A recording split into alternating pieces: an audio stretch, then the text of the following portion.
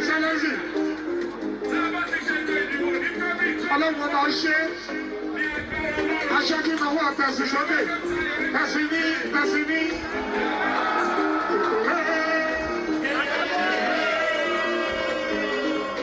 Aṣojú ọmọ ọ̀rọ̀ ayé lè wò. Ọba akẹ́kọ̀ọ́ kò sílẹ̀ tán. Káni ọba sùnlé. Ìrọ̀nà kan ìpẹ́pẹ́ yẹn bá dòkó ta. Omi yóò fi sí.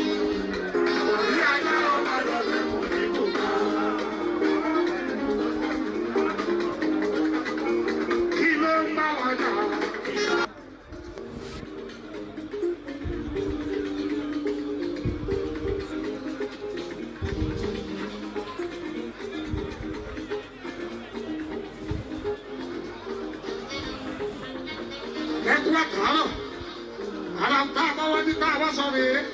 Àìgbẹ́ wá sí àràbà ní ọ̀gá omi torí bó bá di sátọ̀dé iwájú tá a máa dìbò opportunity tá a ní ká lọ lẹ́kọ̀ọ́ ṣoṣo yẹn o tá a bá ti dìbò ọ̀hún tán láti bàyẹ níjọ́ kejì èrí ti dé gbogbo ọmọ Nàìjíríà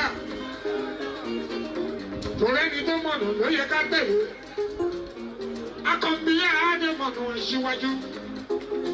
Àkànbí olóòdò dẹ.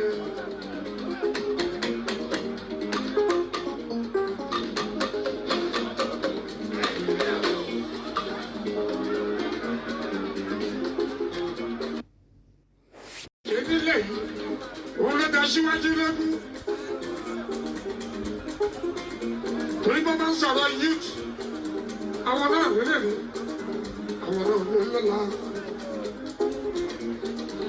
Ìwé ní kankan bá a ṣe ń kàwé àwọn tí ò lọ́pọ́tínítì láti kàwé ètò iṣẹ́ pẹpẹtẹ o ètò iṣẹ́ pẹrẹpẹtẹ.